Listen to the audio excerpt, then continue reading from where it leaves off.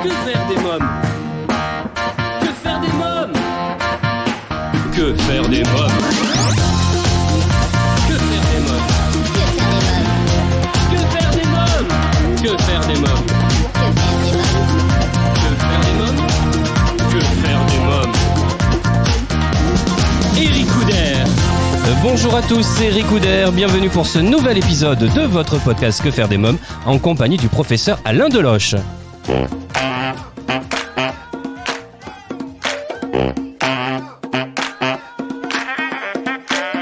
Pouvez-vous nous raconter justement le geste de Madame et Monsieur Petit, ou encore le Père Noël? J'avais fait une petite conférence, et après ma petite conférence, Monsieur et Madame Petit, les gens très dignes, m'ont dit « on va vous faire un petit geste ». De fait, il y avait un problème de succession, je ne me rappelle plus très bien lequel, ce qui fait qu'ils ont eu une somme d'argent importante, de l'ordre de 3 millions quand même d'euros, hein, et qui nous ont transféré sous l'appellation du petit geste. Et ce petit geste a permis de sauver des milliers d'enfants. Le Père Noël, c'est autre chose. C'est un monsieur qui avait regardé une émission de télévision où justement un gosse était décédé. Et lui avait toute sa vie au Togo. Et il nous a transféré une somme importante, 1,5 million d'euros quand même, pour le Togo, principalement, mais aussi pour l'Afrique. Mais c'est des gestes qui sont absolument... qui ébranlent, vous voyez, c'est plus qu'un don. C'est des choses qui viennent du ciel. Alors pour nous, bien sûr qu'on est preneurs de ces grands dons, mais n'oublions pas les petits dons. Il y a 15 jours, une femme est arrivée ici en bas, de l'immeuble, et s'est présentée à l'accueil avec dans une enveloppe un billet de 20 €. Une dame assez âgée. Et elle a dit, j'ai apporté l'argent pour être sûr qu'il vous arrive bien. Alors le chanteur Youssou N'Dour a également fait part d'une grande générosité également. Oui, Youssou N'Dour est l'ambassadeur de notre projet au Sénégal et dans la sous-région, mais surtout au Sénégal. Il a même fait un concert dédié. C'est un grand ambassadeur qui a une très grande vision panafricaine et qui est plutôt pour... il croit en l'Afrique. Et un soutien comme le sien, c'est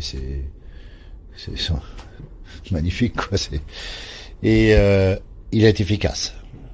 Parce que l'artiste est efficace. C'est aussi un businessman, hein. Donc son aide est efficace.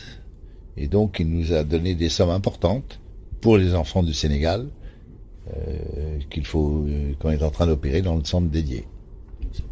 Alors, j'ai relevé dans le livre ce passage. En septembre 2016, 4 membres des casques blancs tombaient dans l'attaque aérienne d'un centre médical à Alep en Syrie. L'humanitaire était devenu une cible. Vous craignez aujourd'hui l'attentat ou également les enlèvements? Parce que j'ai vu ça dans le livre. Le monde a changé. J'ai connu l'époque où un drapeau blanc pouvait être hissé et était respecté. J'ai connu cela. Tout cela, c'est l'histoire ancienne. Dans un certain nombre de pays qui sont marqués au fer rouge, on les connaît. Oui, nous sommes presque une cible. Une cible pour un enlèvement. On est presque une valeur marchande.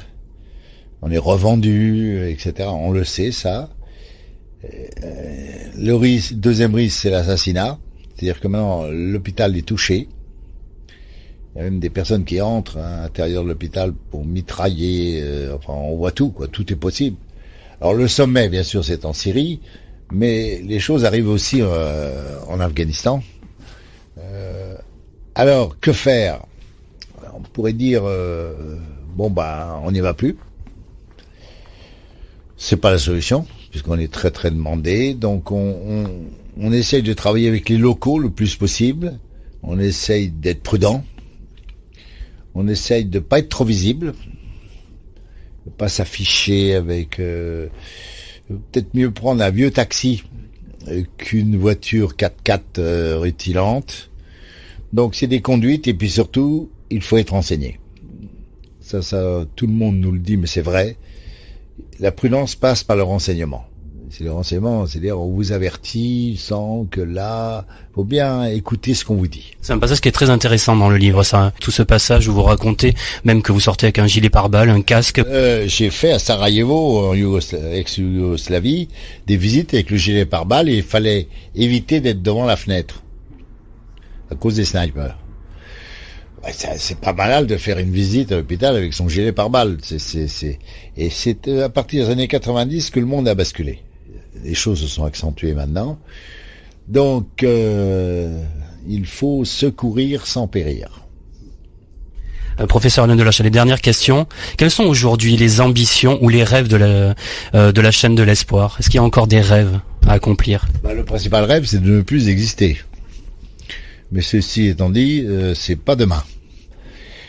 Alors non, je crois que le rêve est simple. Il est de faire tout pour que l'enfant soit opéré dans son pays par une équipe de son pays bien formée et dans une structure correcte.